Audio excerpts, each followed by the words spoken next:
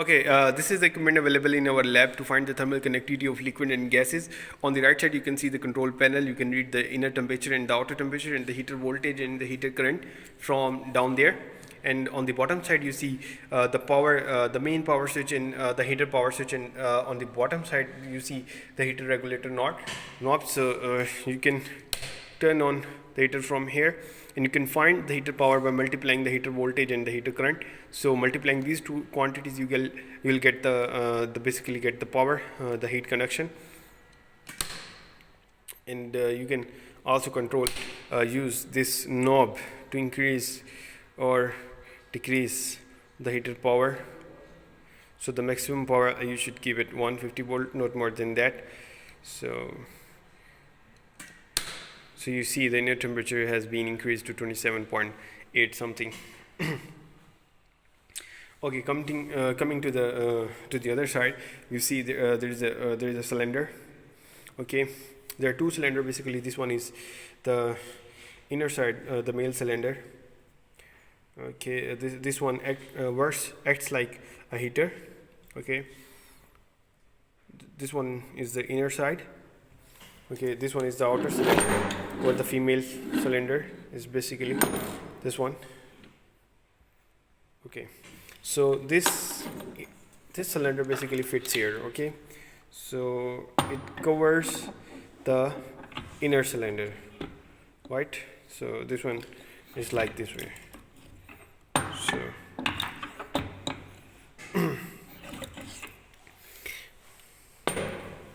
okay, so you see there the specimen, you have to find thermal conductivity is inserted from here through a syringe.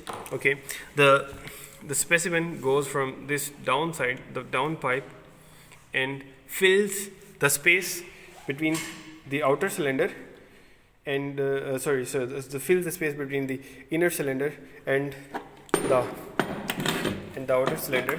Here you see here. So the specimen basically is filled in this cylinder. Okay, the clearance between the inner cylinder and the outer cylinder. The specimen comes here. The specimen comes from the down, you see, so, and covers the space between the inside and the outer side. After you see, after applying this here, so this one is basically in the upper one, you see a specimen out. So after the space or the clearance is filled, the specimen comes out from this one, this wall. So make sure that the cylinder is completely the clearance is completely filled through the specimen. And you see there are other two walls as well. This one is a water cooling water, and this one cooling water in, you see on the other side, and this one is the cooling water out. So basically outside the outer cylinder there is a water jacket, so the water circulates around the outer cylinder and absorbs the heat, so that the temperature of the outer cylinder should be maintained. Okay, so you see here, and there are three, you can see the three temperature sensors down there, so that gives the temperature of the inner cylinder or the heater. So these are three temperature sensors. Three temperature sensors can be fitted into the outer cylinder. Okay, now I'll assemble this one and show you how to calculate the thermal conductivity. Now you can see the equipment has been fitted. Okay, these are three temperature sensors in the outer cylinder.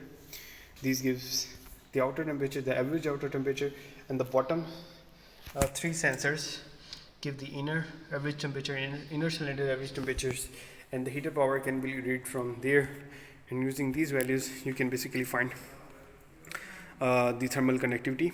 So for the air, so there is no need to insert some specimen. You just need to open the wall. You can insert you can just give it an empty syringe here, so there is no need to, because the air is already filled in the clearance. So I'll just close these walls. So these two walls must be closed. So specimen, so now the air is has been entrapped in the clearance. Now I'll set the inner the heater power, and we'll wait. So this one is 12:30:36. Okay, that's fine. So I'll wait until these temperatures. Sorry. Before that, I have to open the water, the cooling water. Make sure that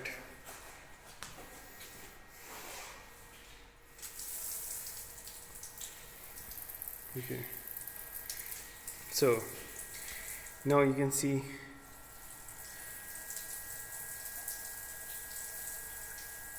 the water flow has started. So I'll wait until the steady state has been achieved, this one. So right now the inner temperature is 29.6, so the outer temperature is 28.27, 28. So we'll wait until the steady state has been achieved, and then using those temperatures and the heater power, we will calculate the thermal conductivity of the air. Oh, okay. This one is almost stable. You can read the inner temperature 58.5, or the outer temperature is 28.9, and the heater voltage is 12.5 at 3.224. Okay. The other readings are available in your class material session. Please go through that. The same readings will be available for the water.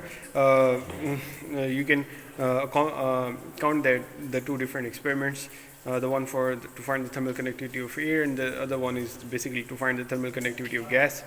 Or the other one is the thermal conductivity of water. So then compare these values with the theoretical ones or the literature one, and then discuss if you find any anomaly. So the discussion session and the other, if there is any recommendation, please do mention that in the recommendation session. Thank you. This is about this experiment. Thank you.